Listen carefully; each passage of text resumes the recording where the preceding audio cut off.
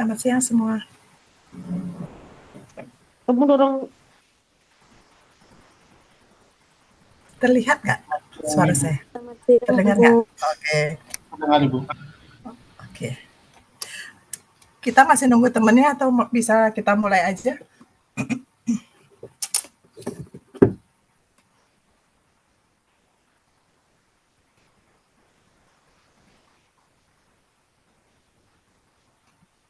Mohon ditunggu lagi 5 menit, Ibu.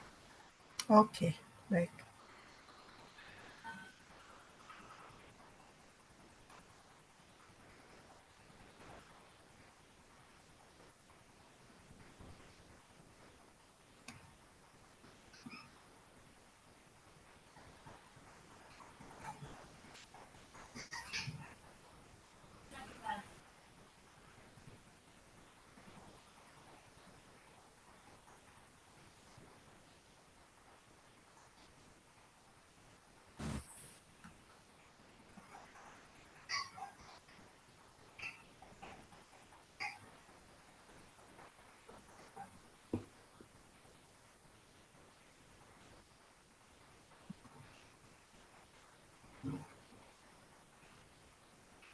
Yang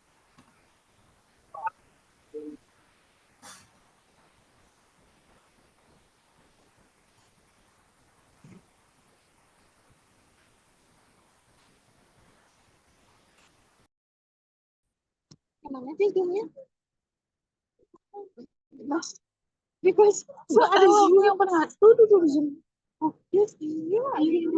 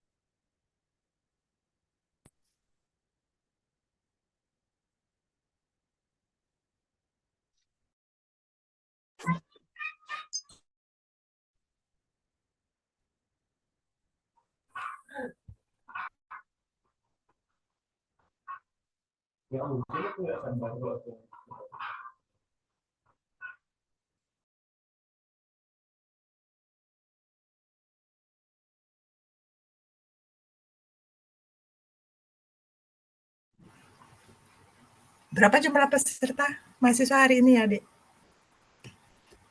Harusnya 118, Ibu. Oh, 118 ya. Oke.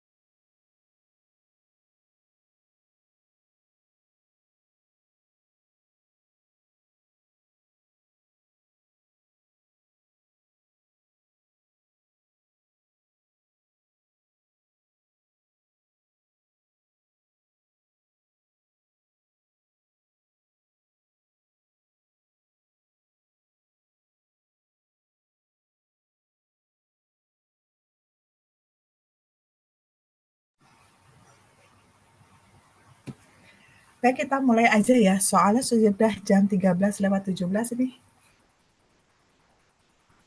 Baik, Ibu.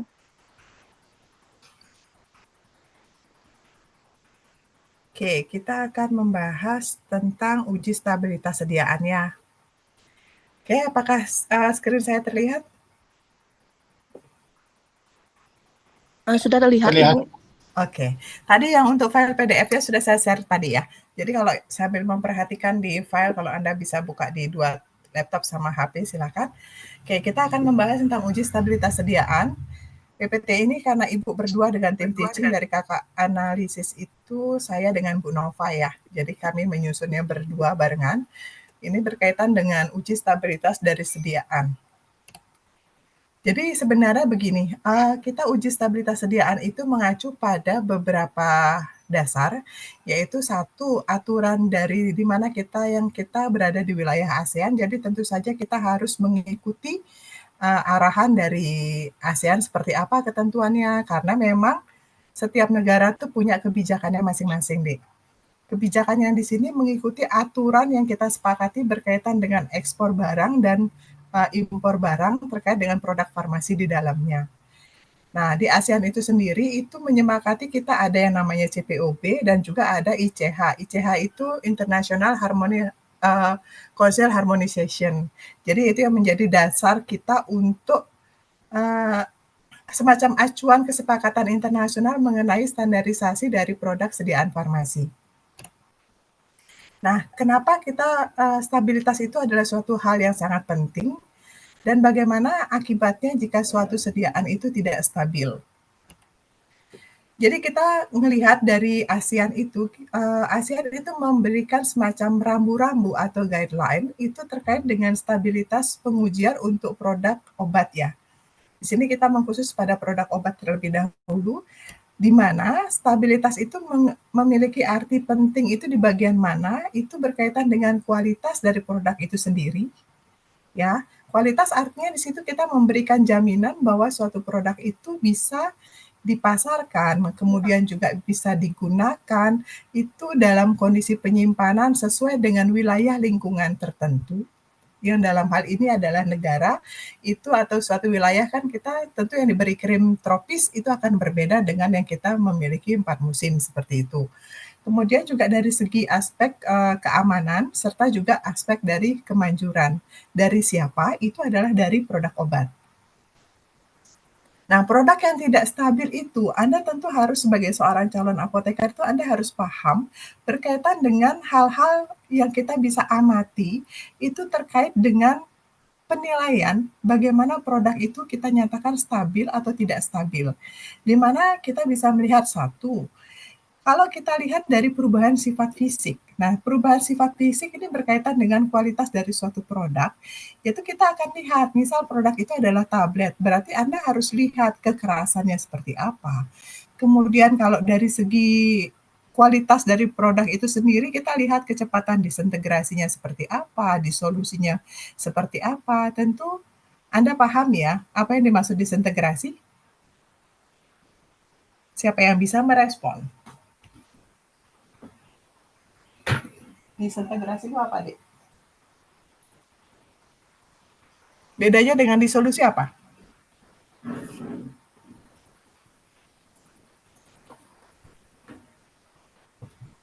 Ayo, siapa?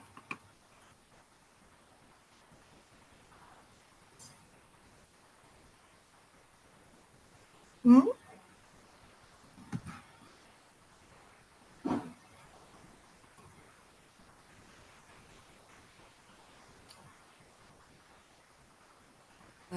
Ibu izin mencoba menjawab, Bu. Oke, silakan nama Nim.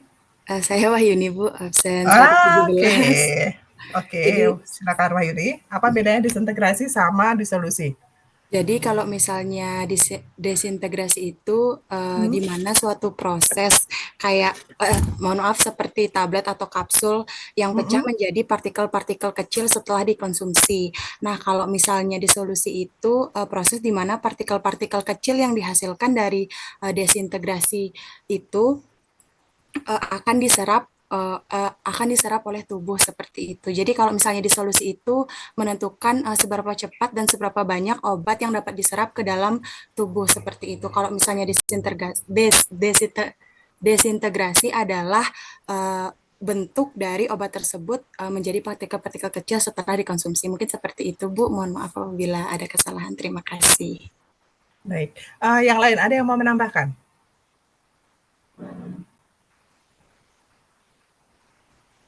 Yang kemarin kira-kira TA-nya diformulasi harusnya sudah bisa nih. Coba. Supaya kalian nggak ngantuk nih siang-siang. Silakan.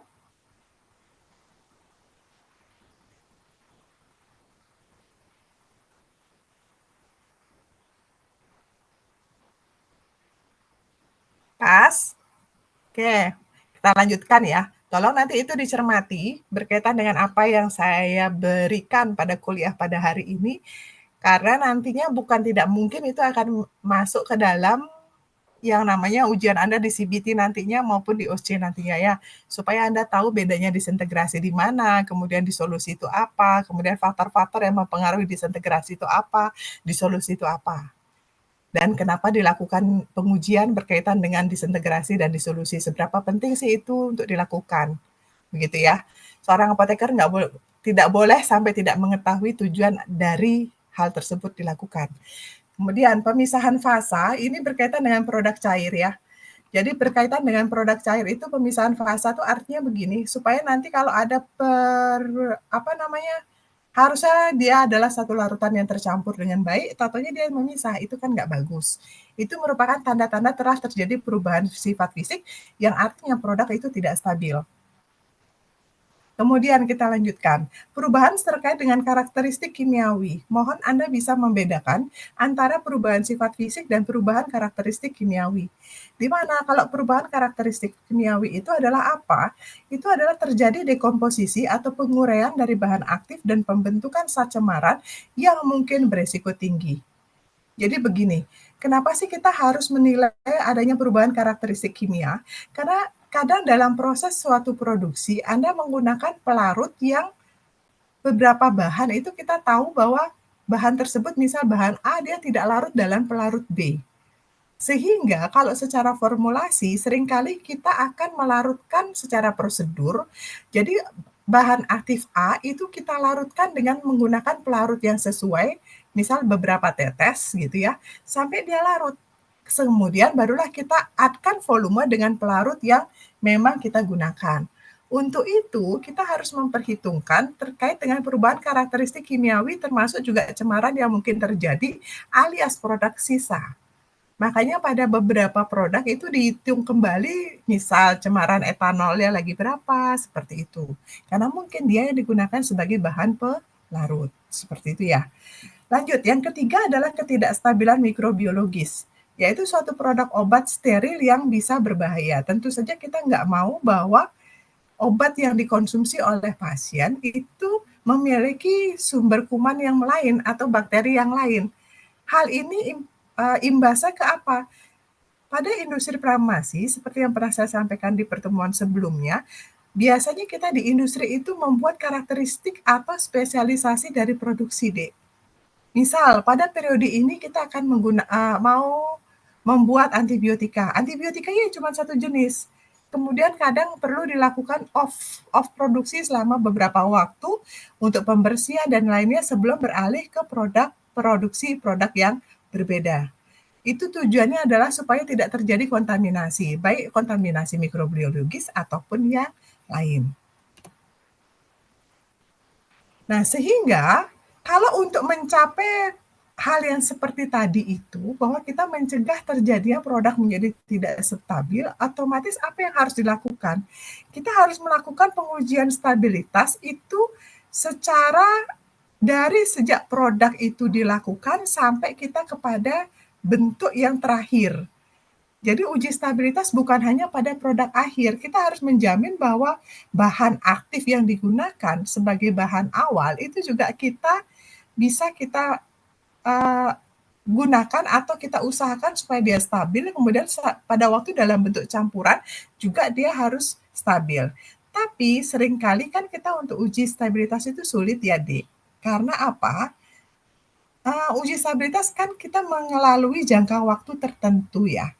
Karena dia jangka waktu tertentu, kadang kan kita tidak cukup punya waktu yang lebih sehingga kita buat suatu kondisi itu kondisi yang bisa memicu terjadinya kerusakan dari produk obat. Untuk kita mengukur berapa lamakah penyimpanan produk itu bisa bertahan seperti itu. Dengan uji dipercepat, kemudian kadang kita berikan dia paparan sinar UV, tentu sudah ada hitungannya. Seperti itu. Nah, sehingga selanjutnya kita akan membuat dalam industri itu kita buat yang kita namakan adalah kajian stabilitas. Apa saja yang akan kita kaji berkaitan dari produk yang kita buat. Selanjutnya, kita buat suatu rangkaian atau prosedur pengujian yang akan memberikan jaminan stabilitas dari suatu produk. Dengan kata lain, itu lanjutannya adalah apa? Supaya nantinya, artinya apa? Jaminan ini mengarah pada pemeliharaan spesifikasi produk dalam kemasan yang ditentukan. Jadi diharapkan jika sudah produk itu dia terjamin, itu artinya kalau orang lain menyimpan sesuai dengan petunjuk pada kemasan, itu disimpan pada kondisi penyimpanan tertentu dan dalam jangka waktu tertentu yang tertera dalam kemasan, produk itu terjamin stabilitasnya. Sampai di sini apakah bisa memahami yang saya maksudkan? Jadi misal, kalau dalam kemasan dituliskan bahwa produk ini stabil dalam penyimpanan di bawah suhu 30 derajat Celcius. Dalam jangka waktu berapa? ID-nya Anda lihat. Sampai tanggal sekian atau sampai bulan sekian. Berarti apa? Jika belum melewati waktu tersebut, kita bisa menjamin bahwa stabilitas produk itu sudah bisa diberikan jaminan dia tetap baik. Tapi bagaimana kalau misalnya Bu, ditulis itu penyimpanan harus di bawah 30, tapi ternyata suhu sekarang itu adalah berapa? 35 atau 40. Otomatis apa? Berarti ada satu parameter yang tidak terpenuhi. Karena parameter tersebut tidak terpenuhi, artinya dalam kata lain itu jangka waktunya akan menjadi lebih pendek. Gitu. Inilah kewajiban dari seorang farmasi saat dia terlibat di pelayanan ataupun di industri adalah memberikan pengamanan terhadap penyimpanan produk supaya apa? Bahwa jaminan stabilitas dari suatu produk saat disimpan dalam jangka waktu tertentu dan pada kondisi tertentu itu dapat tercapai. Nah, tadi Ibu sudah singgung di depan sedikit berkaitan dengan ASEAN. Kenapa ASEAN menjadi penting? Karena apa? Pada dasarnya kita berada di wilayah ASEAN, di mana masuk dalam kategori region zona 4B. Dengan kondisi suhu rata-rata adalah 30 derajat Celcius, dengan kelembapan relatif atau relative humidity adalah sebesar 75%. Coba Anda kalau sekarang ngecek weather, mungkin kelembabannya sudah naik lagi, sekitar 80-an sampai 90-an. Begitu. Nah, ini adalah pada kondisi khusus. Secara umum wilayah ASEAN itu berada pada zona 4B dengan kondisi dengan RH kurang lebih 75%, sementara suhu udara berkisar 30%. Karena itulah pada kondisi penyimpanan kita harus mengatur sedemikian rupa supaya kita bisa mencapai kondisi yang kurang lebih sama dan produk yang kita buat itu harus bisa bertahan tetap stabil pada zona wilayah seperti ini, yaitu 30 derajat Celcius dan 75% RH. Begitu. Oke. Sehingga kita akhirnya itu dibuat suatu aturan itu berkaitan dengan kesepakatan lah kurang lebihnya di negara ASEAN itu adalah bahwa produk itu harus baik dia meliputi NCE, chemical entity, kemudian generik, kemudian variasinya dan biologi ini itu kita harus bisa memenuhi persyaratan yang dipersyaratkan oleh kesepakatan bersama di wilayah ASEAN. Nah, tujuan daripada uji stabilitas itu apa? Itu adalah yang pertama, bagaimana kita memberikan suatu bukti tentang kualitas suatu zat obat atau produk akhir dari obat yang bervariasi itu terhadap apa? Terhadap pada waktu dan berbagai pengaruh, misal pada lingkungan dan suhu tertentu, kelembaban tertentu, dan cahaya tertentu. Kalau kita bicara tentang bukti, artinya apa? Anda harus bisa memberikan data ilmiah, data hasil pengujian yang terlaboratorium, dan itu bisa dipertanggungjawabkan. Di sana perannya seorang apoteker untuk melakukan uji stabilitas. Nggak bisa cuma Anda menyampaikan, oh itu stabil kok, saya sudah uji. Mana buktinya? Bukti itu berarti mencakup pada lembar kertas yang bisa Anda keluarkan dari lembaga yang terakreditasi atau tersertifikasi supaya dia menyatakan bahwa produk itu sudah lolos serangkaian pengujian terkait dengan uji stabilitas.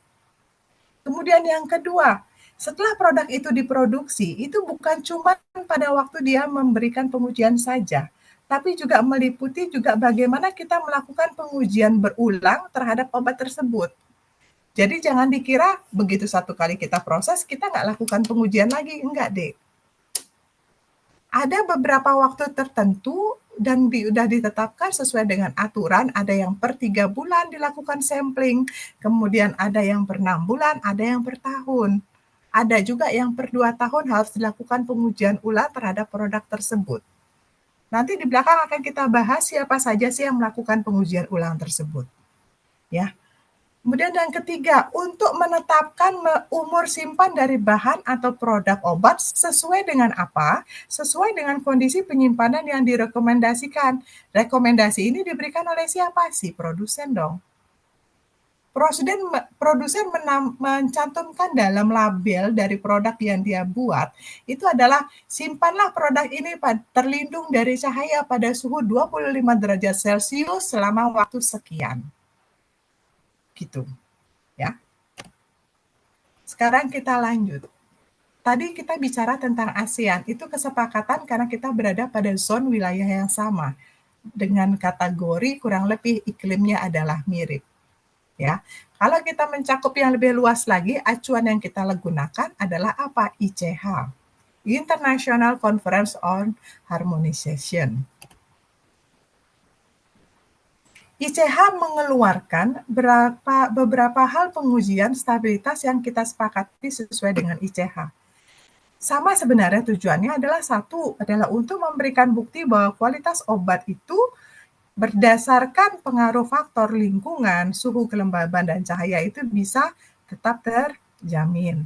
Kemudian di dalam ICH itu juga menetapkan kapan tes ulang dilakukan terhadap suatu produk atau bahan obat, atau juga umur simpan dari obat atau produk obat, serta kondisi penyimpanan yang disarankan. Nah, ICH itu dia memberikan kode ya, Dek. Ada yang kita sebut dengan nama KISM, yaitu Quality, Safety, Efficacy, and Multidisciplinary. Itu terbagi atas 4 kategori utama sesuai dengan 4 kode tersebut. Di mana kalau quality itu meliputi apa? Itu adalah uji stabilitas, uji kemurnian, dan lain-lain yang terkait dengan apa? Pengawasan mutu terhadap bahan kimia dan farmasi. Terkait dengan safety, itu topiknya membahas tentang apa di situ dari ICH. Itu adalah semua pengujian in vitro dan pengujian in vivo pada hewan secara praklinik sampai meliputi karsinogenisitas sama genotoksisitas. Sekian ya. Kemudian yang ketiga adalah efikasi. Itu terkait dengan pengujian klinik pada subjek manusia. Pengujian respon terhadap dosisnya seperti apa, cara pelaksanaan kegiatan kliniknya seperti apa. Dan yang keempat adalah multidisiplinari, itu berkaitan dengan yang namanya pengelompokan dalam satu kategori bisa masuk di dalam berbagai kategori atau lintas kategori. Nah, tadi dia sudah membahas di sini, itu adalah ICH topik, itu kan ada K, Q, S, E, dan F. Nah, kemudian dia akan breakdown lagi, Dek. Ada di bagian yang kita bicara tentang uji stabilitas dan kemurnian, itu di breakdown kembali dengan parameter ada kodenya itu ada kurang lebih 11. Dari Q1 itu adalah membahas tentang stabilitas, kemudian Q2 analisis dan validasi, Q3 ketidakmurnian, Q4 farmakope, dan seterusnya. Nah, pada Q1A itu dilakukan bagaimana? Kita melakukan, tadi sudah Ibu sampaikan di depan, kita akan menguji stabilitas itu include seolah-olah kita memaksa suatu produk obat untuk melakukan berada pada kondisi tertentu supaya dia kurang lebih kita bisa hitung atau kita bisa tentukan berapa lama umur simpan. tentu saja kita lakukan semacam stres, atau stres itu apa ya namanya? Stres itu kita buat suatu kondisi produk itu supaya mengalami perlakuan tertentu yang melewati kemampuannya dia, seolah-olah kita paksa dia untuk rusak. Nah, itu tapi ada hitungannya ya, Dek, ya. Jadi kita bikin dia pada satu single batch, jangan sampai Anda nggak tahu satu batch itu ya. Meliputi uji pengaruh temperatur, kelembaban, fotolisis, dan oksidasi terhadap stabilitas obat. Nah, kalau kita berikan dia temperatur harusnya dia berapa, kemudian ini berapa, kita bisa hitung, akhirnya kita bisa tetapkan berapa lama umur simpan dan kelembaban atau suhu yang baik untuk penyimpanan. Kemudian ruang lingkup yang kita lakukan pada waktu stress testing itu adalah untuk ngapain? Itu untuk membantu mengidentifikasi produk hasil degradasi, serta mengetahui jalur degradasi dan stabilitas dari intriksi satu molekul yang ada di situ. Karena kadang kita tidak bisa menghindari adanya reaksi samping. Karena misal yang paling sering itu kan karena kita misal bikin sediaan cair atau sirup ya. Nah, kadang dalam penyimpanan tertentu dia bereaksi antar mereka, mungkin pengaruh dari suhu penyimpanan di sana, sehingga akan membentuk suatu produk degradan. Nah, apakah dia berbahaya, berapa kadar yang diizinkan, itu semua diukur. Jangan sampai melewati batas maksimal yang boleh ada kalau untuk cemaran atau produk degradan. Seperti itu. Sehingga besok ke depan kalau Anda menanggapi berita-berita di medsos yang kadang memojokkan produsen atau apa gitu, kenapa dia ada alkohol, kenapa ada ini, Anda sebagai apoteker seharusnya bisa menanggapi dengan bijak. Dalam arti begini, bahwa reaksi samping itu diizinkan hanya dalam batas maksimum berapa. Karena seringkali itu tidak terhindarkan. Begitu. Ya, dan ada kategori bahan atau alat atau suatu bahan yang tidak boleh ada itu ada, tapi rata-rata diizinkan sampai persentase 0, sekian persen gitu. Dia diizinkan karena nggak terhindarkan dia sebagai hasil samping. Gitu ya. Kemudian yang kedua, kita melakukan pemilihan batch. Jadi kita selain tadi pada single batch itu berarti satu kali pencampuran ya. Misal, dalam satu kali skala produksi kita bikin 1000 tablet, itu disebut dengan nama satu batch. Formulanya sama. Nah, sekarang kita dipilih 3 batch primer yang mewakili karakteristik terbaik dari suatu produk. Artinya apa? Ibarat kita bikin, paling gampangnya gini, kita mau buat roti kukus ya. Pencampuran pertama satu kali mixer itu kita sebut sebagai batch 1. Kemudian pencampuran kedua kita sebut sebagai batch 2. Pencampuran ketiga dengan formula yang sama kita sebut sebagai batch 3. Itu bedanya batch ya. Nah, dari 3 batch primer itu harapannya apa? Kita lakukan pengujian untuk mewakili apakah karakteristik terbaik dari suatu produk itu yang mana. Rata-ratanya bagaimana? Begitu. Kemudian yang ketiga, juga dilakukan bagaimana kita melihat pengaruh wadah penyimpanan terhadap isi atau sampel yang Anda isi dari suatu obat. Itu juga harus diukur. Jangan sampai wadahnya itu malah memberikan cemaran kepada produk yang dia lindungi. Gitu. Oke, kita lanjut. Yang keempat, itu adalah spesifikasi. Ini mengacu pada pedoman untuk menyatakan daftar uji, acuan terhadap prosedur analisis, dan usulan kriteria yang dapat diterima. Kemudian berapa kali sih kita melakukan pengujian stabilitas? Itu tergantung ya. Ditujukan untuk produk yang memiliki masa penyimpanan tertentu atau sedikitnya 12 bulan, itu kita lakukan di tahun pertama selama 3 bulan, tahun kedua setiap 6 bulan, dan seterusnya, berkala. Nah, karena itulah kalau kita lihat di masyarakat, itu kan ada mandatory recall sama. Jadi ada yang memang suatu produk itu ditarik oleh pemerintah dan melalui lembaganya adalah Badan POM karena hasil pengujiannya itu dinilai tidak layak, atau bisa ditarik oleh si produsen itu sendiri atau pabriknya. Karena apa? Pabrik itu diwajibkan untuk melakukan pengujian ini terhadap produk yang dia lepaskan ke pasaran. Gitu. Jadi pabrik itu akan mensampling juga deh apa yang sudah dia edarkan secara berkala dan laporannya itu dia lihat. Kalau memang sudah banyak produksinya itu random samplingnya itu banyak yang sudah tidak memenuhi persyaratan, pabrik akan menariknya sendiri produk itu. Biasanya kalau penarikan produk itu melalui salesnya. Bagi yang sudah bekerja di distributor tentu akan tahu kalau Anda dapat edaran bahwa oh pabrik produksi obat ini dengan nomor batch sekian ditarik, bukan keseluruhan. Kalau sampai izin edar yang dicabut, itu berarti kesalahannya itu adalah relatif marginal. Baru izin edarnya dicabut.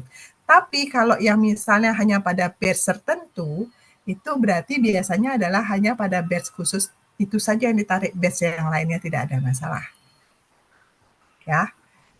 Selanjutnya, stability commitment. Data uji stabilitas jangka panjang yang tersedia pada batch primer itu mencakup periode pengujian ulang yang telah diusulkan untuk pengujian stabilitas.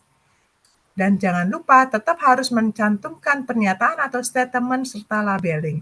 Itu harus sesuai dengan persyaratan label yang ditetapkan dalam regional tertentu. Dalam hal ini kalau misalnya kita berada di wilayah ASEAN, jadi aturan dari Indonesia itu sendiri apa, kemudian mengikuti juga ketentuan yang ditetapkan secara regional. Seperti itu.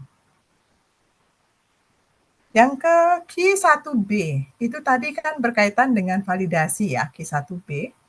Itu adalah dilakukan untuk apa? Pengujian bahan berkhasiat, produk formulasi di luar kemasan langsung, sediaan jadi dan kemasan langsung, dengan jika ada gejala fotostabilitas, jadi tidak stabil karena pengaruh cahaya, kemudian pengujian sediaan jadi pada kemasan yang akan dipanaskan.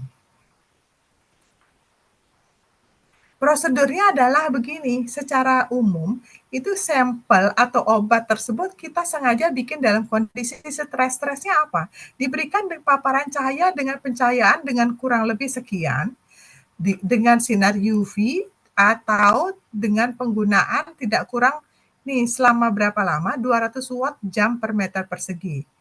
Sehingga kita buat seolah-olah dia stabil atau tidak, kita mau uji. Jadi kita gunakan ini cahaya UV dengan kekuatan sekian dalam waktu sekian atau dengan kekuatan sekian per meter persegi karena ditaruh dalam suatu ruangan tertentu. Gitu caranya. Ya. Kemudian pengujian Q1C itu untuk bentuk sediaan baru biasanya. Diberikan label Q1C. Dikatakan bentuk sediaan baru jika zat aktifnya itu sama, bentuk sediaan baru tapi rute pemberiannya berbeda, rute administrasinya berbeda. Ya. Jadi sediaan baru itu zat aktifnya sama, tapi kalau dia formulanya berbeda ya tentu akan dibuat harus dia lakukan pengujian ulang. Atau misal sediaan baru tapi rutenya beda. Kemarinnya dia adalah tablet, sekarang dia dalam bentuk infus. Tentu harus dia uji ulang stabilitas.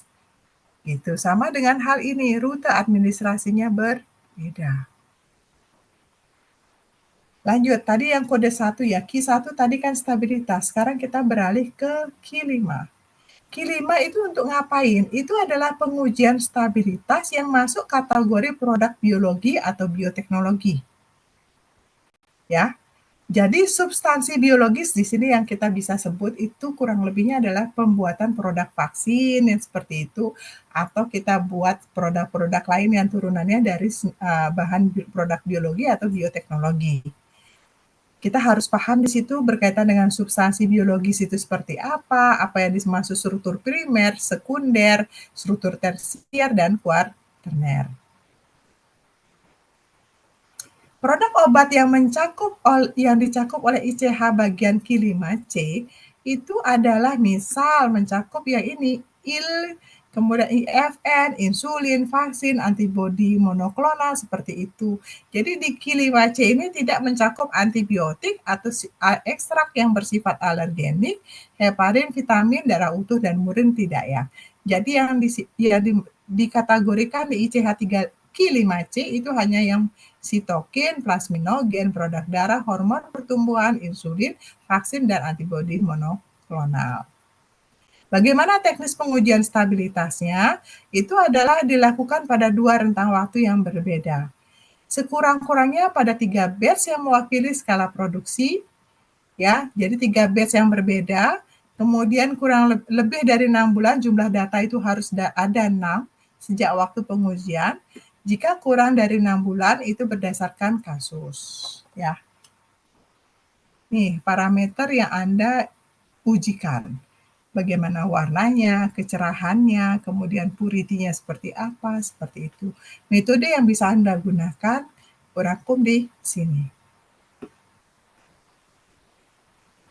Nih ya, jadi kapan stability protokol yang kita butuhkan itu berkaitan dengan appearance-nya itu adalah awal pada waktu dia mau diedarkan, kemudian 3 bulan, periode 6, 9, 12, 18, dan 24 bulan.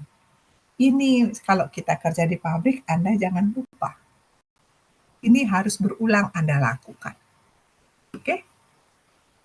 Sama halnya kalau kita yang di pelayanan, berarti kan stop name Anda berulang lakukan. Karena apa? Untuk melihat sebenarnya juga kita selain mengetahui barang yang ED, kemudian stok, kesesuaian stok dengan fisik, seperti itu juga kita bisa mengetahui berkaitan dengan stabilitas dari produk yang kita simpan.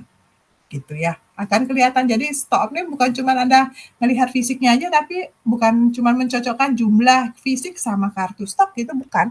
Anda juga harus men-screening juga, oh ini larutannya masih bagus nggak? Oh ini ada, kalau suspensinya mengendap nggak? Masih stabil apa enggak? Seperti itu. Itu Anda yang lakukan. Gitu ya. Itu menjadi tanggung jawab kita. Kondisi penyimpanan untuk pengujian stabilitas yang termasuk pada kode Q5C itu adalah seperti ini. Penyimpanan jangka panjang, kemudian pada kondisi stres seperti apa, yang dipercepat seperti apa. Oke, suhu yang dibuat itu seperti apa sih gitu. Nih, jadi pembagian zona iklim menurut ICH itu adalah, lihat di sini, ada climatic zone-nya itu adalah 1, 2, 3, 4A, 4B. Itu mengacu pada musim yang kita punya ya. Jadi yang biasanya yang sangat lembab itu kita masuknya di mana? Wilayah hari kita kan masuk di kategori 4A ya. Jadi dia panas tapi juga kelembabannya relatif tinggi. Gitu. Bukan tidak mungkin suatu saat kita akan berubah ke 4B. Karena sekarang kelembabannya aja RH-nya udah hampir di atas 80. Kalau nggak salah 3 hari yang lalu Ibu perhatiin, apa 2 hari yang lalu, RH malah 100% saya lihat di aplikasi. Makanya keringatnya udah tidak berhenti untuk bercucuran. Oke. Nah, tujuan dari pengujian. Tujuan dari pengujian stabilitas itu ngapain? Itu adalah menentukan waktu ED ya, atau T setengahnya jangka waktu penyimpanan pada kondisi tertentu di mana produk masih memenuhi spesifikasi yang ditetapkan atau yang disepakati. Uji stabilitas terdiri dari serangkaian tes yang menjamin jaminan dari suatu mutu dari suatu produk. Yang penting apakah selamanya kalau dia mengikuti penyimpanan yang ditetapkan pada periode waktu yang ditentukan. Jadi besok buat Anda yang bekerja di distributor atau PBF, Anda harus benar-benar memperhatikan penyimpanan obat Anda di gudang farmasi ya. Jadi di gudang itu perhatikan suhunya berapa, kelembabannya berapa, jangan sampai barang yang mau Anda distribusikan ke apotek atau ke rumah sakit itu sudah rusak lebih dulu karena tidak memenuhi standar penyimpanan yang dipersyaratkan dalam label. Ya, jadi mohon itu diperhatikan karena beberapa ada yang istilahnya kita harus tetap menggunakan keilmuan kita untuk, walaupun kita bekerja pada suatu perusahaan, pihak manajemen perlu tahu bahwa hal-hal apa, aturan-aturan apa yang harus dipenuhi untuk memberikan jaminan mutu pada konsumen kan. Jangan cuma bilang, oh harusnya suhunya sekian gitu, taunya disimpannya pakainya di gudang, tapi gudang itu ventilasinya nggak ada, kemudian suhunya saat dihitung tuh panas banget, apalagi kalau dia atapnya bukan genteng, itu sebuah masalah deh. Kalau atapnya genteng itu tanah liat kan suhu relatif lebih rendah ya. Karena kan tanah liat bisa menyerap energi panas dari matahari, jadi tidak terlalu. Coba kalau yang atapnya dari seng gitu atau logam, Anda berada di bawahnya atau asbes gitu. Anda berada di bawahnya itu panasnya luar biasa dibandingkan yang menggunakan atap genteng. Ya, itu nanti mohon juga Anda kalau sebagai calon apoteker besok berkesempatan bekerja di distributor, berarti itulah hal-hal yang Anda harus perhatikan.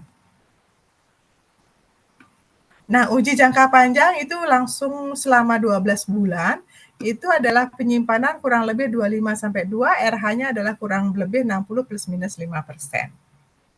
Ya. Ini dengan kriteria-kriteria tertentu, Anda bisa baca sendiri kelembaban yang diizinkan. Kalau uji dipercepat berarti Anda meningkatkan suhu, itu makanya ujiannya tetap Anda lakukan selama 6 bulan. Perubahan bermakna pada uji stabilitas dipercepat. Ini parameter persyaratan ya. Kalau dia 5% hilang, potensi dari suatu kadar awal suatu batch itu kita nyatakan bahwa telah terjadi perubahan bermakna saat uji stabilitas dipercepat. Atau kedua, bila hasil urainya melebihi batas spesifikasi. Kemudian produk melewati batas pH-nya. Misalnya awalnya pH-nya adalah 6 gitu atau 6,5 gitu, tahu-taunya dia lewatnya jauh banget jadi 8 gitu, itu berarti sudah tidak memenuhi standar stabilitas ya. Kemudian disolusi melewati batas spesifikasi untuk 12 tablet, gagal memenuhi, ada perubahan warna, pemisahan fasa, kemudian ada caking pada suspensi ya, kemudian ada pengerasan seperti itu berarti juga sudah tidak lolos uji stabilitas. Dan perubahan bermakna lagi adalah kalau di suhu sekian dengan RH sekian 6 bulan dari 1 tahun dilampirkan dalam bentuk aplikasi yang teregistrasi.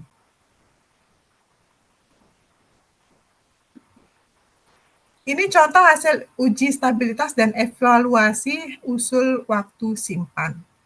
Misal, kalau kita buat kondisi penyimpanan 3 bulan 40 derajat Celcius, RH-nya 75%, kita kriteria uji kimianya adalah berapa? 5%. Mikrobiologinya itu adalah maksimum dia lebih dari 12%. Jangan sampai lebih dari itu lagi gitu ya.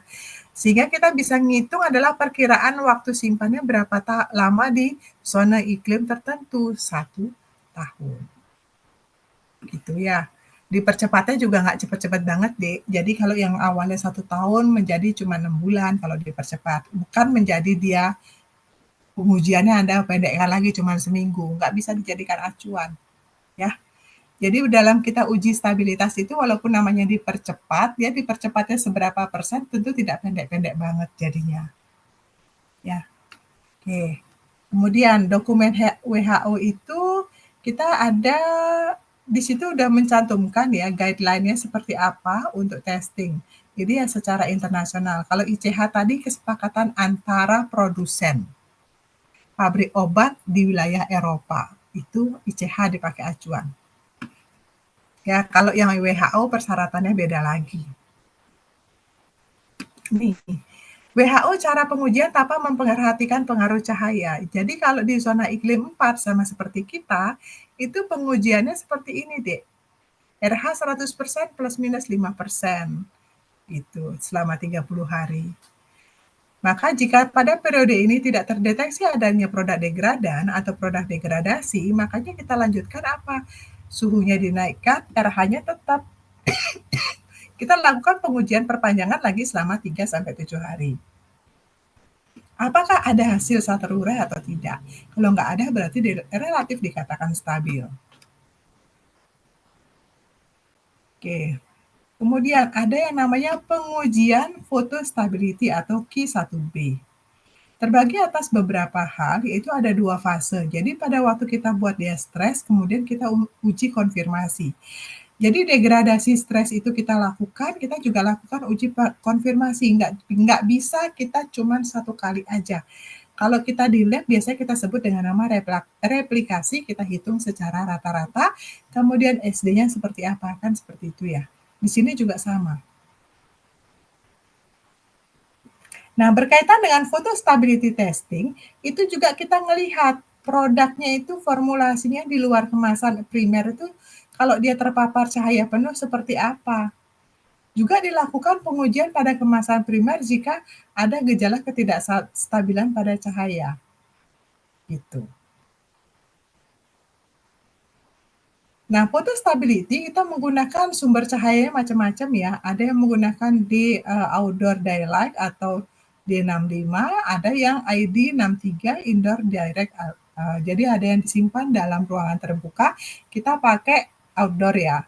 Kemudian expose kedua lampu, kita pakai lampu fluoresen putih dan UV dekat.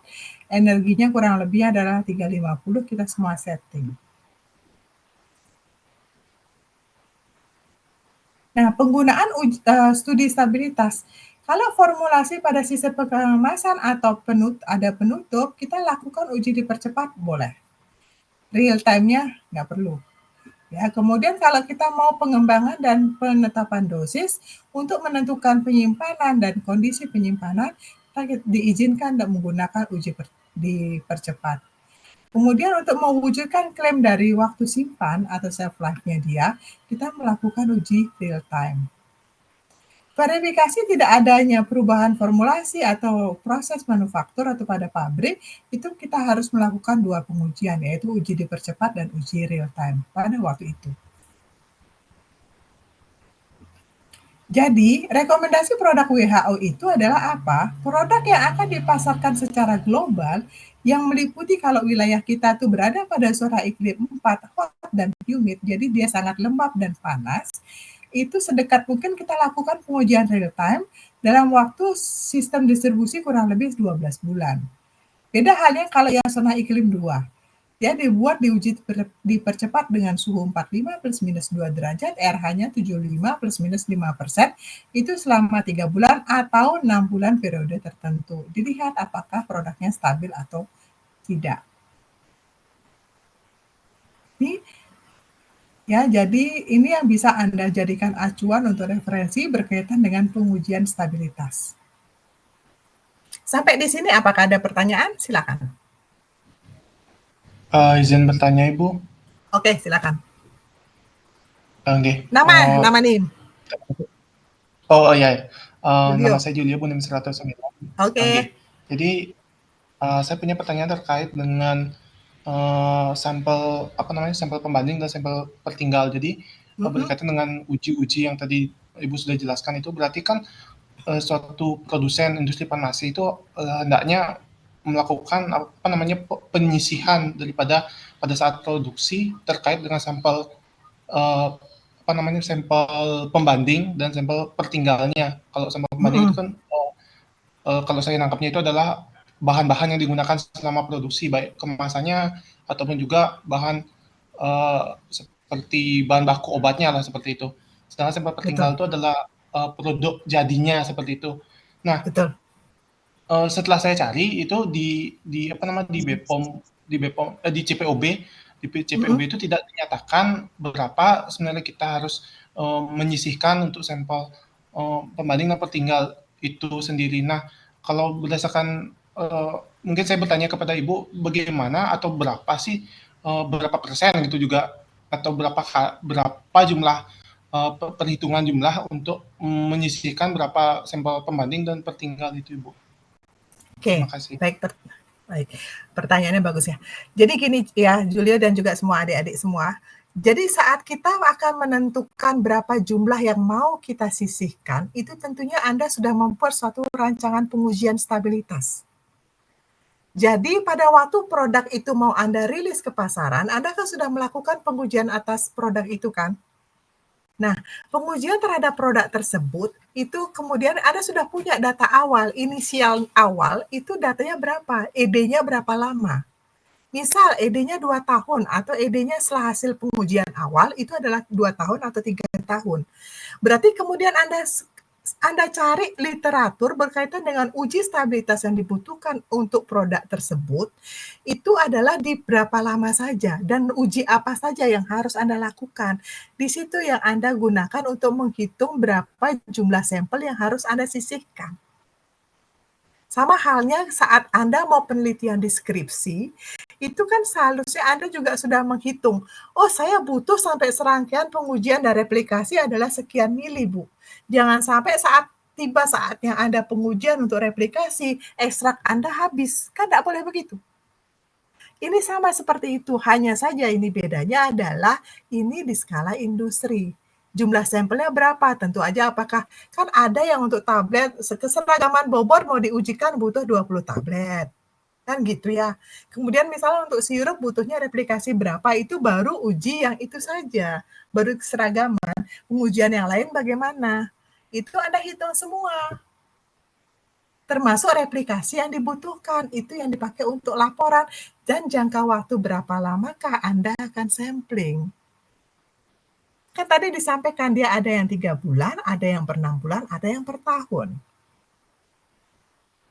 Kemudian kalau dari inisial awal atau pengujian awal sebelum produk itu rilis dia 12 bulan, berarti Anda harus merancang pengujian atau menyisihkan sampel itu adalah untuk pengujian 3 bulan, 6 bulan, 9 bulan, kalau ada persyaratan 12 bulan tergantung produknya apa, dan mungkin berkala sampai setahun. Anda butuh berapa? Itu Anda harus kalkulasi di awal. Dan di tiap batch berapa? Ya, yang mewakili batch, apakah dia 1 batch aja cukup, apakah 3 batch, seperti itu. Itu nanti semua laporannya Anda kirimkan ke Badan POM. Apakah sudah cukup jelas, Julio? Sudah Ibu, melengkapi juga yang saya temukan di CPOB. Jadi dia mengatakan bahwa minimalnya itu adalah 2 kali pengujian lengkap untuk batch tersebut. Jadi berarti kan ya 2 kali dari pengujian yang Ibu katakan tadi, baik kalau misalkan tablet itu berarti keseragaman bobot dan lain-lain itu 2 kalinya dari itu Ibu ya. Ya, Makasih, kemudian jangan lupa di periodenya tertentu. Per 3 bulan, per 6 bulan, atau per 12 bulan. Oh, enggak Ibu. Terima Ya, kasih Ibu. itu juga harus dihitung. Oke. Kita lanjut ya. Ada pertanyaan lagi nggak? Oke, nggak ada? Oke, kita lanjut ke berikutnya. Rancangan. Kok ketutup dia? Putus. Sebentar. Uji stabilitas.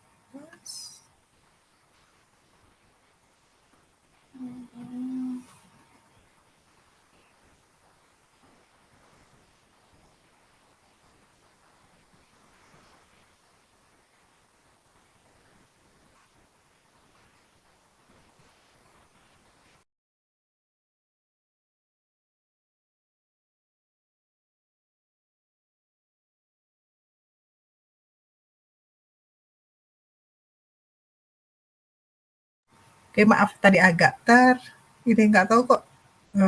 Kok share screen saya ditutup ya? Nggak mau dia.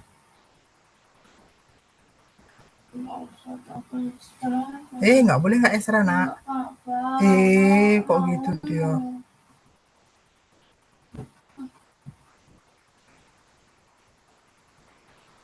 Bentar.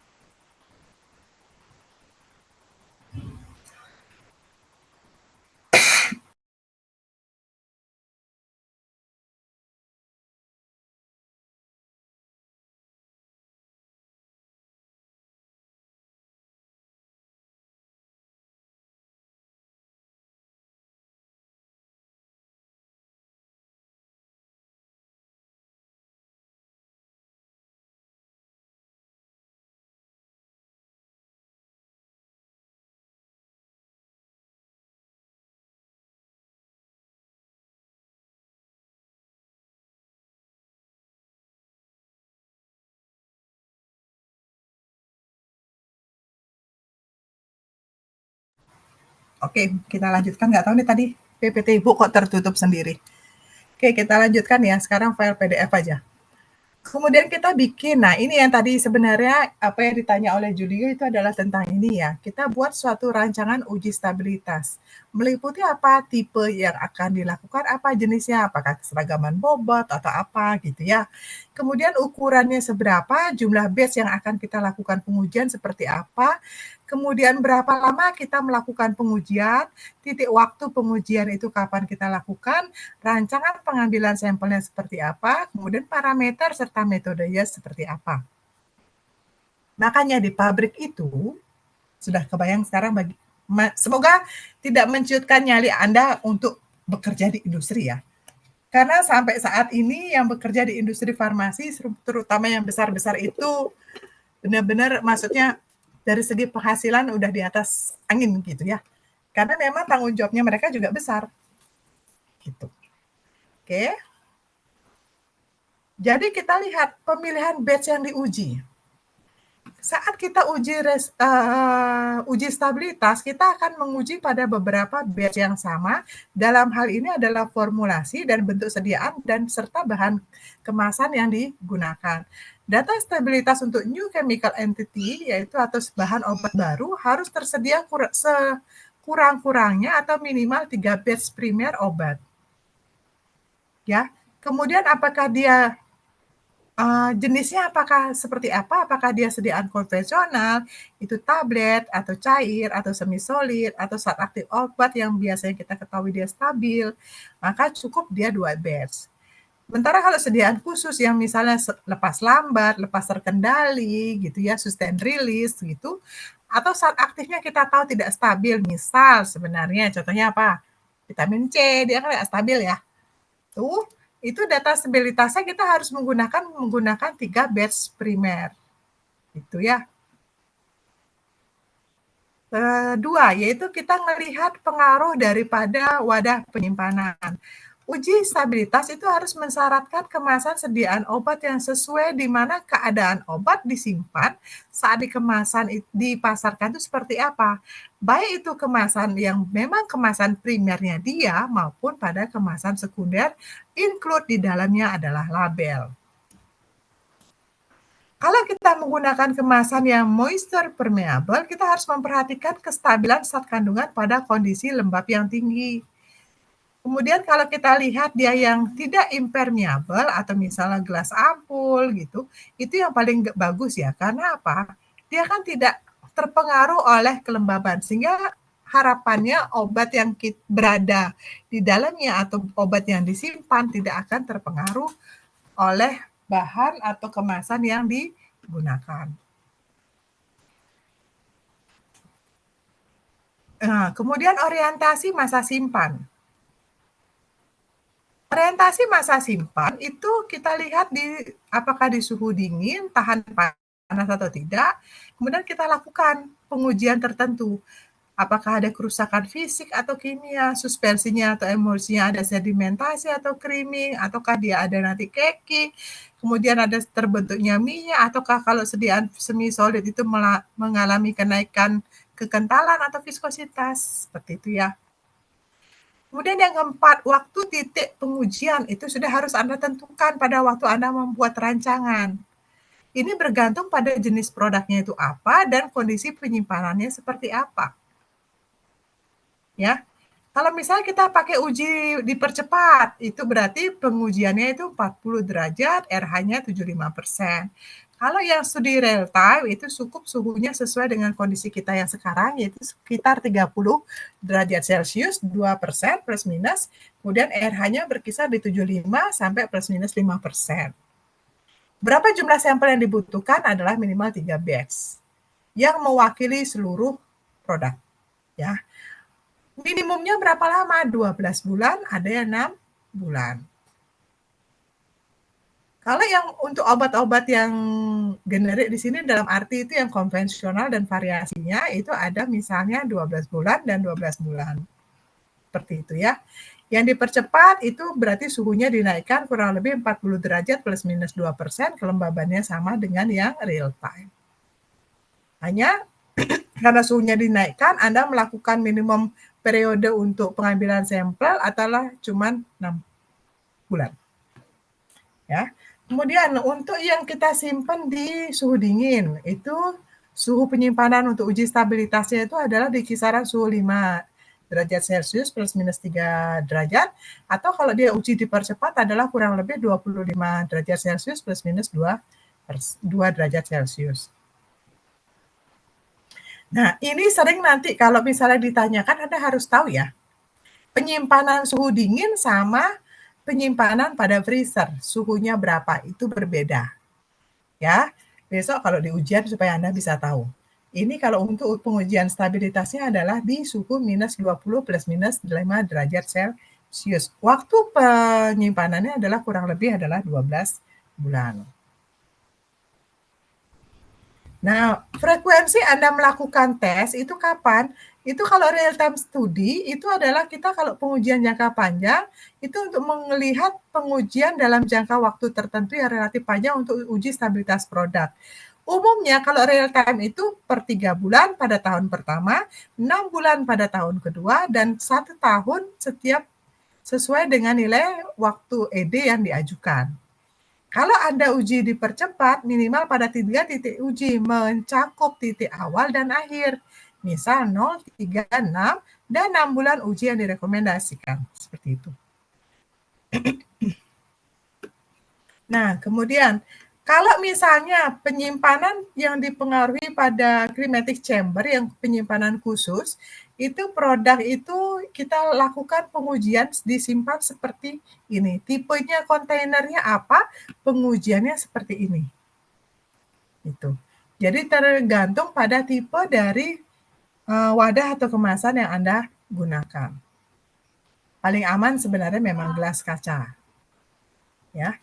Contoh hasil uji stabilitas dan evaluasi usul waktu simpan.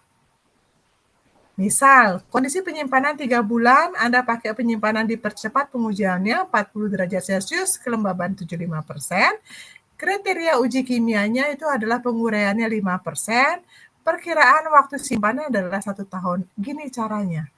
Jadi Anda ujikan pada kondisi ini, disinilah waktu simpan atau penetapan ED-nya. Kalau didapat kriteria yang harus dipenuhi adalah ini. 1, 2, 3. 3 kolom tersebut terpenuhi. Ya. Selanjutnya, sediaan yang disimpan pada 40 derajat Celcius 75% RH kita gunakan untuk menghitung usia simpan. Jadi suhu 40, periode 3 bulan, yang ureannya maksimal 5%, urean pada 25 derajat di tahun pertama, kedua itu berapa, sampai yang ketiga berarti kita harus menyimpan, disyaratkan adalah berapa produknya, disimpan pada suhu 25 derajat selama 1 tahun. Demikian seterusnya. Apa parameter yang kita ujikan pada uji stabilitas, yaitu adalah spesifikasi merupakan standar normal dari daftar pengujian yang dapat kita gunakan untuk sebagai acuan prosedur analisis dan kriteria penerimaan yang disetujui, termasuk konsep kriteria penerimaan yang berbeda untuk rilis produk maupun spesifikasi waktu simpan. Studi stabilitas itu mencakup parameter baik dari produk obat pada rentang waktu tertentu yang meliputi perubahan kualitas, keamanan, dan khasiatnya seperti apa. Gitu ya. Prosedur analisis harus sepenuhnya. Jadi gini, Anda melakukan pengujian itu selain uji yang wajib Anda lakukan, prosedur yang Anda gunakan untuk pengujian stabilitas juga harus memenuhi pedoman ya. Sudah tervalidasi, Dek. Tidak boleh sembarangan. Jadi harus tervalidasi sesuai dengan persyaratan validasi. Kalau dia prosedurnya sudah valid, baru bisa Anda gunakan untuk pengujian. Misal, pengujian paracetamol, validasinya adalah menggunakan spektrum, misal seperti itu. Dengan panjang gelombang sekian, kondisi pemisahannya begini, itu sudah tervalidasi dan valid, prosedur itu Anda pakai, baru bisa digunakan. Tapi kalau prosedurnya belum valid, gimana Bu? Berarti Anda harus merancang prosedur atau mencari prosedurnya, kemudian memvalidasinya sampai menemukan prosedur yang valid. Itu semua berada di bagian R&D di pabrik. Oke, kemudian berkaitan dengan evaluasi dari masing-masing produk ya. Ada tablet, ada kapsul, Ibu rasa nih udah ada di S1, kita hanya mengulang sedikit, Anda bisa baca sendiri ya. Kemudian kalau yang untuk pengujian terkait dengan inkubasi, itu kita harus ingat selalu melakukan yang kontrol negatif itu seperti apa, harus selalu ada replikasi, kemudian berdasarkan itu kita juga lihat apakah ada endapan atau kekeruhan.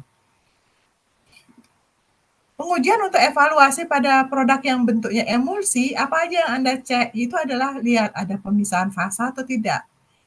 Ada perubahan warna bau atau enggak. Biasanya hal-hal kayak gini kadang keluar di CBT.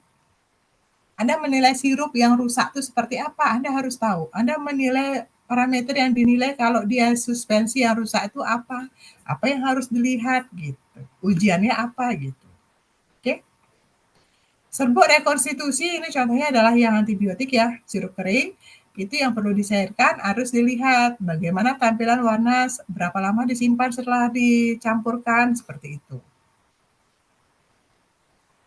Ini evaluasi terkait dengan produk yang salep, topikal, ataukah yang salep mata, atau sediaan pada untuk di telinga, itu sama. Kemudian evaluasi terkait dengan supositoria itu dilihat berdasarkan degradasi produknya seperti apa, partikel size-nya seperti apa, disolusinya pada suhu tubuh itu seperti apa, yaitu di suhu 37 derajat Celcius, serta jumlah mikroba limit yang diizinkan. Tuh, oke, cukup ya? Udah sampai jam 2:18 hari ini Ibu kuliah harusnya sampai jam berapa, Dik?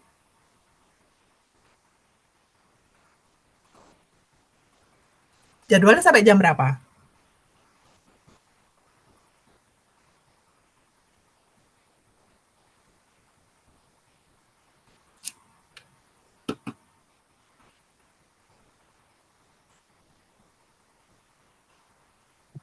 Mohon izin Ibu, kuliahnya bisa sampai 14.40.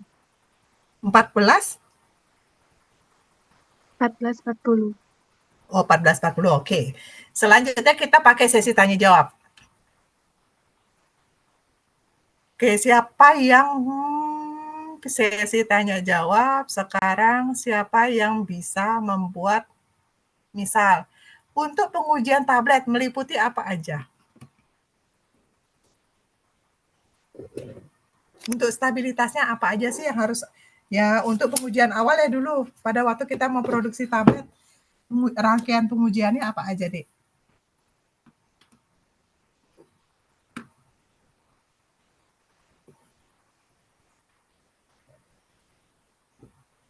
Meliputi uji apa aja sih kalau kita lihat untuk sediaan tablet yang bisa angkat tangan.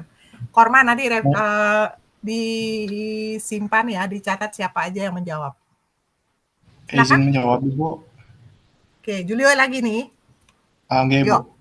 Oke, coba Julio apa aja? Nggih, kalau uji tablet itu yang saya ingat Bu ya, itu adalah uji keseragaman bobot yang pertama, terus ada uji keseragaman ukuran, terus ada uji waktu hancur, uji kekerasan tablet, dan uji disolusi, Bu. Uji kekerasan tablet dan uji disolusi, oke. Siapa temannya yang lain disuruh menjelaskan kalau uji kekerasan tablet itu tujuannya ngapain?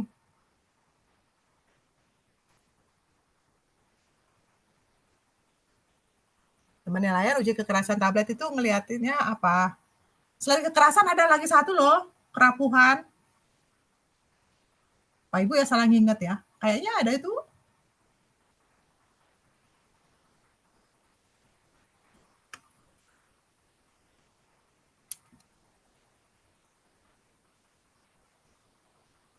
Ayo, siapa yang bisa jawab? Uji kekerasan itu tujuannya ngapain? Tabletnya diapain sih untuk pengujian? Tujuan dilakukan pengujian kekerasan itu untuk apa? Kalau seragaman bobot sudah biasa itu. Kalau kekerasan? Izin menjawab, Ibu. Oke, nama Kak Dede sini ya? Iya, Ibu. Oke, yuk.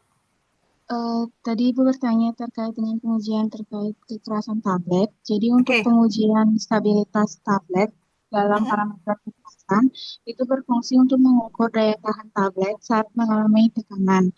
Jadi di sana saat kita melakukan pengujian kita menggunakan alat. Saya lupa nama alatnya Bu, tapi nanti kita akan memberikan suatu tekanan.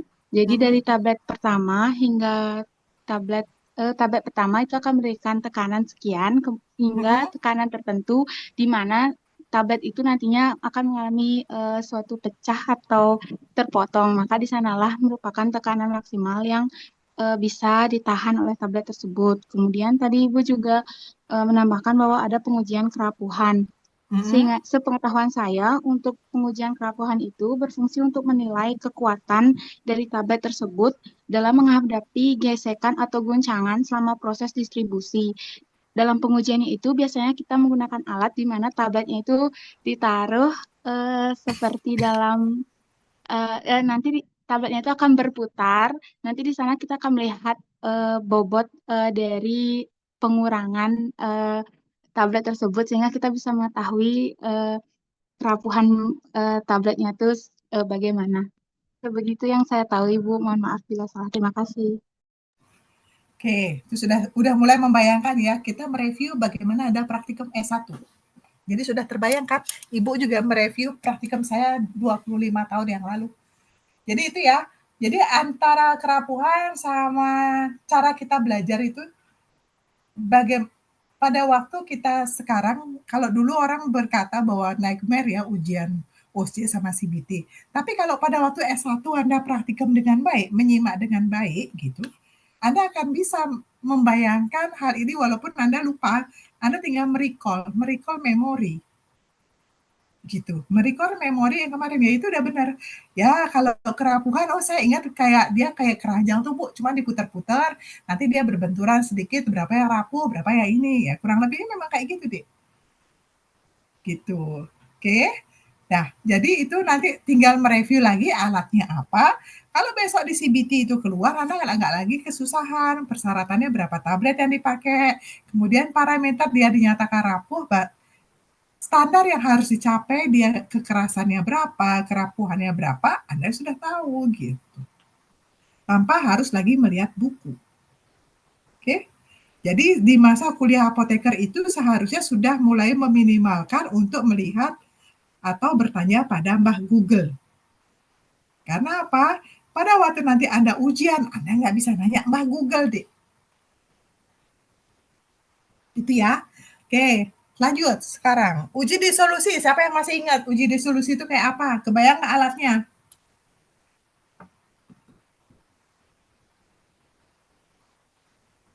Silakan. Izin berpendapat Ibu. Oke, dengan siapa ini?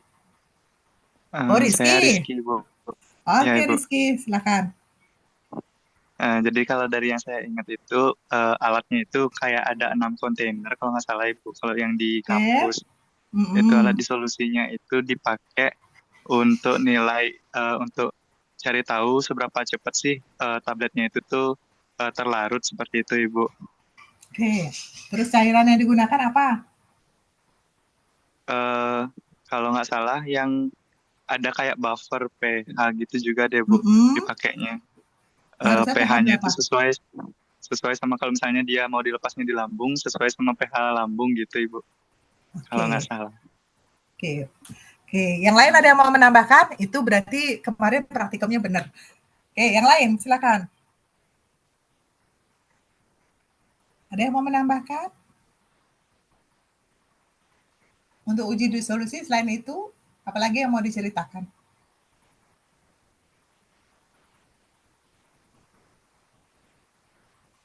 Oke, kalau gitu Ibu ganti pertanyaannya. Sekarang kalau misalnya uji disolusi itu pada kita buat kondisi tertentu kan gitu ya.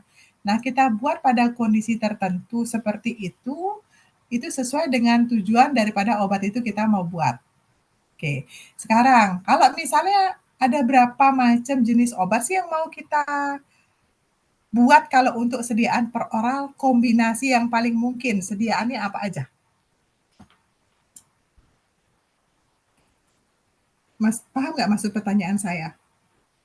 Kalau obat itu kita berikan sediaan secara per oral, jenis sediaannya apa aja?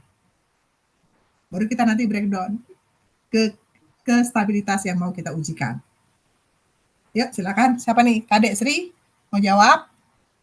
Sri Wulandari. Oke. Kita minta kalau jawab. Jadi kan untuk disolusi itu yang saya ketahui itu misalnya dalam bentuk kapsul itu menggunakan alat yang berbeda, Ibu. Dan Kalau tablet kapsul gimana? itu.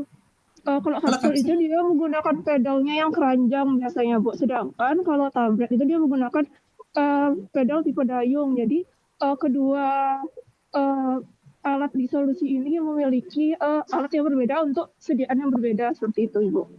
Oke, sekarang kalau misalnya yang biasanya kapsul itu biasanya terbuat dari bahan apa, Dek? Untuk kapsulnya itu biasanya dari gelatin, Ibu. Dari gelatin, oke. Kalau dari segi ukuran, gampang kok belajar farmasi itu kita diskusi kayak gini aja. Dari segi ukuran, skala kapsul, berapa sampai berapa?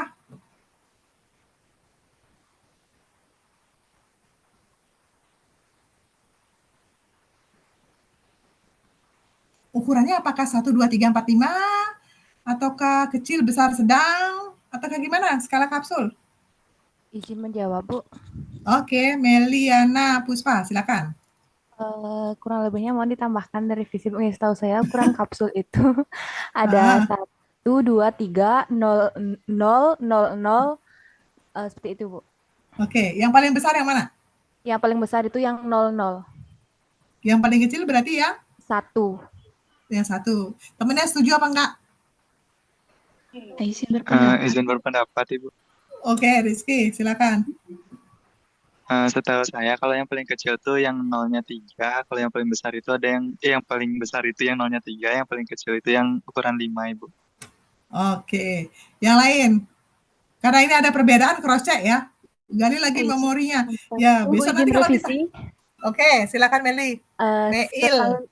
Setahu saya itu cuma ada ukurannya 1, 2, 3, 0, terus 0, 0. Yang paling besar itu yang 0, 0, terus yang paling kecil itu yang 3. Yang dari setahu saya dari 1, 2, 3, 0 sama 0, 0 itu. Oke, karena ini ada perbedaan, nanti silakan Anda diskusi berdua ya sama Rizky. Ya Rizky, mana yang kira-kira hasil kesimpulannya? Lampirkan literaturnya nanti di WA lewat Kortinya ya, Kormanya ya. Jawaban yang benernya apa? Supaya nanti istilahnya Anda bisa untuk jadi pembahasan satu kelas gitu. Ini kita diskusi karena supaya Anda juga kebayang bedanya masing-masing itu seperti apa dan mengembangkannya seperti apa ya. Oke, itu tadi di solusi sudah sedikit terbayangkan uji stabilitas seperti apa. Sekarang kita mau membahas tentang pengujian kalau berkaitan dengan ketidakstabilan dari cahaya. Biasanya kalau produk yang tidak stabil oleh cahaya itu biasanya produk apa aja? Silakan. Bahan aktif apa yang tidak stabil oleh cahaya?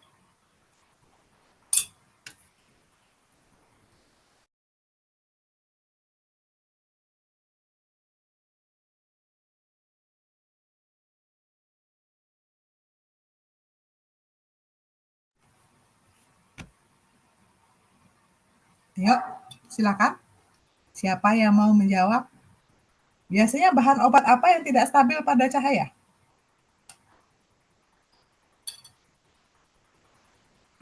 Yang lebih sensitif dibandingkan produk lainnya lah, maksud saya. Vitamin C, Ibu. Ini siapa yang jawab? Kamu nggak bisa ngomong nih? Bisa, Ibu. Malu saya ngomong. Oh, Wahyuni. Ya, vitamin C. Berarti kalau mau vitamin C penyimpanannya bagaimana? Biasanya kalau bikin Anda kerja di pabrik, berarti wadah vitamin C-nya harus kayak apa?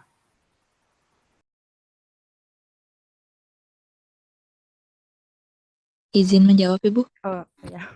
Sudah dipegang. Oke, silakan. Siapa yang jawab nih sekarang? Saya Gangga NIM 115.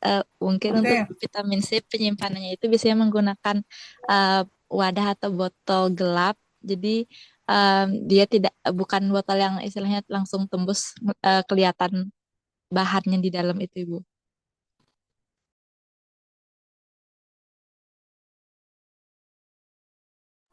Berarti penyimpanannya kan dia harus khusus. Tadi Gangga ya. Oke, sekarang kalau misalnya Anda tahu alasan ketidakstabilan dari vitamin C itu adalah tidak stabil cahaya. Kemudian, apalagi kelemahan dari produk vitamin C? Kita bicara tentang kestabilan sekarang.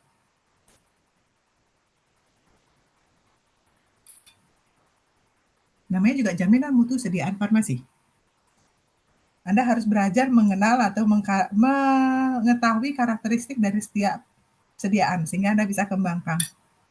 Kelemahan dari vitamin C selain dia peka terhadap cahaya apa? Kalau kita gunakan dalam bentuk produk. Atau yang tidak disukai oleh konsumen terkait dengan vitamin C. Siapa yang bisa menjawab? Izin menjawab, Bu. Silakan Sugi. Sugi siapa namanya, Dek? Sugi Pratnyaswari, Bu. Oke, Sugi Pratnya. Untuk salah satu kelemahan vitamin C yang banyak tidak disukai oleh masyarakat itu, dia mudah teroksidasi, Bu, karena suhu yang panas gitu. Misalnya kalau penempatan obatnya itu dekat sumber cahaya atau sumber sinar, Ibu. Oke, sekarang Anda tahu kelemahannya seperti itu. Berarti kalau kita mau merancang suatu produk vitamin C, apa yang bisa dilakukan pengembangan produknya? Silakan. Siapa yang mau menjawab? Boleh Sugi lagi atau orang lain? Silakan. Masih ada waktu lagi 8 menit.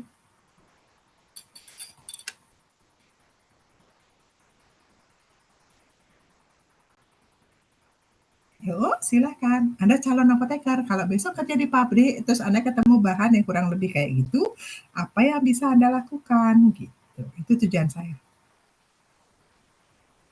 Dia nggak stabil cahaya, peka terhadap suhu. Berarti Anda harus desain produknya gimana, Dek? Silahkan, siapa yang mau respon?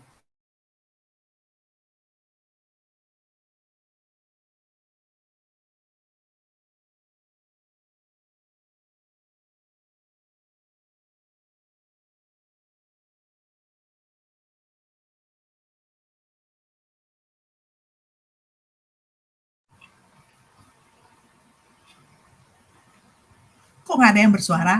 Bingung? Lupa? Atau nggak kebayang? Kayaknya sih nggak lupa ya.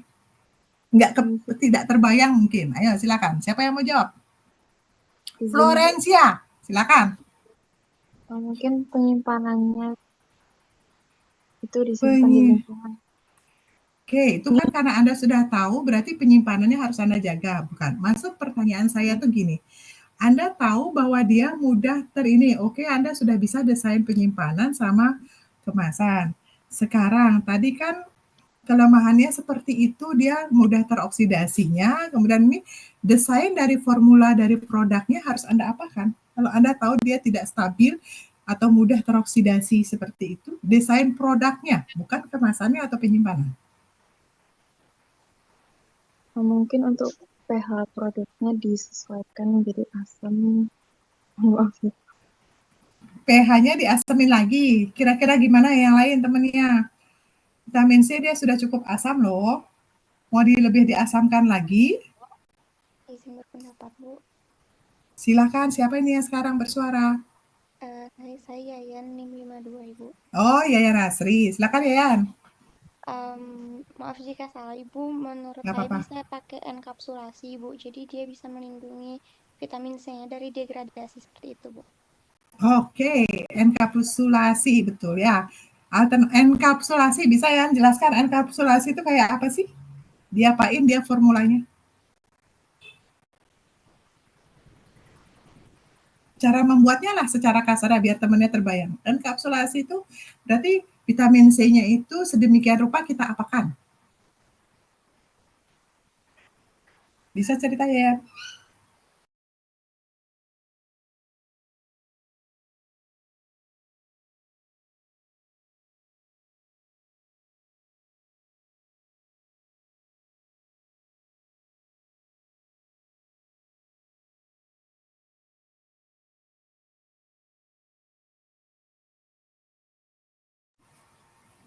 Ayo, ada yang bisa menjawab? Lagi 4 menit nih.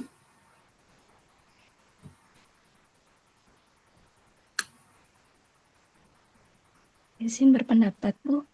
Oke, lu Putu siapa nih? Enggak muncul. Dewi, Bu. Putri Dewi, silakan. Ayo coba Putri. Mungkin maksud dari mikroenkapsulasi yang dimaksud Yayan itu adalah dari vitamin C-nya itu dilapisi begitu istilahnya Bu dengan partikel-partikel kecil dengan menggunakan bahan pelindung seperti misalnya polimer atau polisakarida untuk melindungi vitamin C-nya ini dari paparan cahaya, udara ataupun lingkungan yang mengganggu kestabilan dari vitamin C-nya Bu. Oke, dah kebayang ya. Jadi secara nggak langsung itu adalah semacam penyalutan. Hanya saja dia bedanya adalah kalau penyalutan itu kan ada macam-macam tuh. Kalau kita bilang ada enkapsulasi berarti dia pakainya polimer tertentu.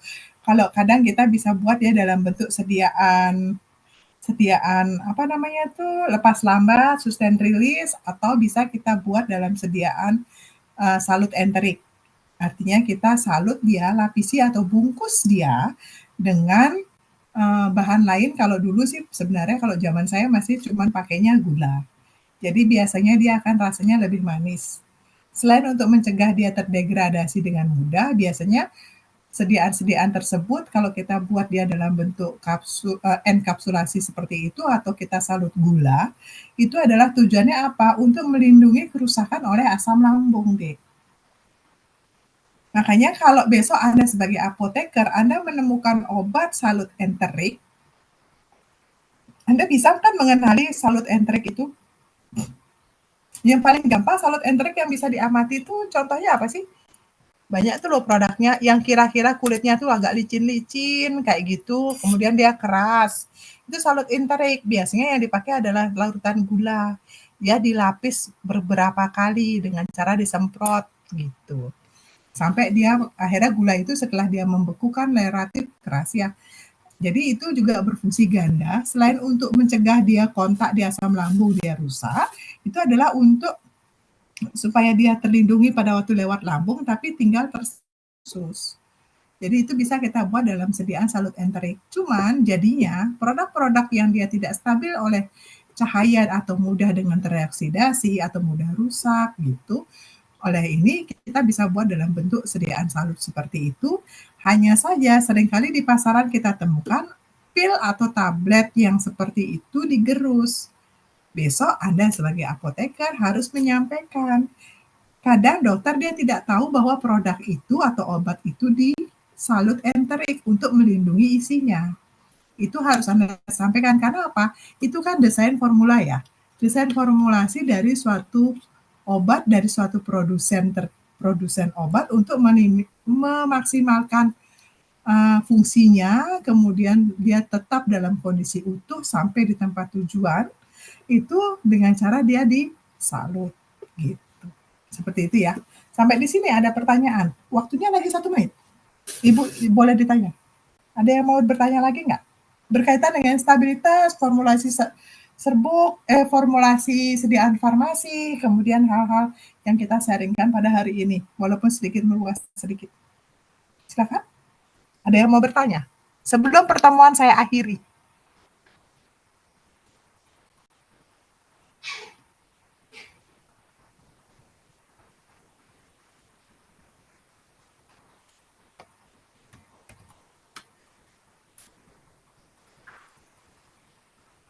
Silakan, apakah ada yang bertanya? Kalau enggak, bisakah kita akhiri pertemuan pada hari ini, Dek?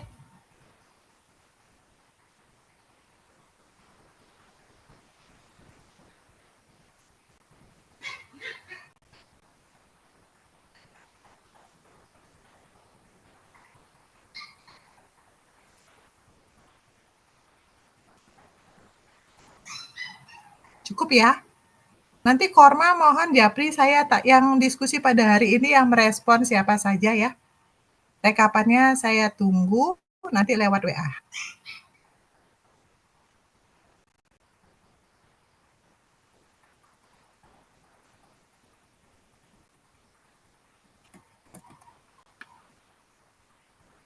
Baik, Ibu. Oke. Cukup ya? Nggak ada pertanyaan lagi kan?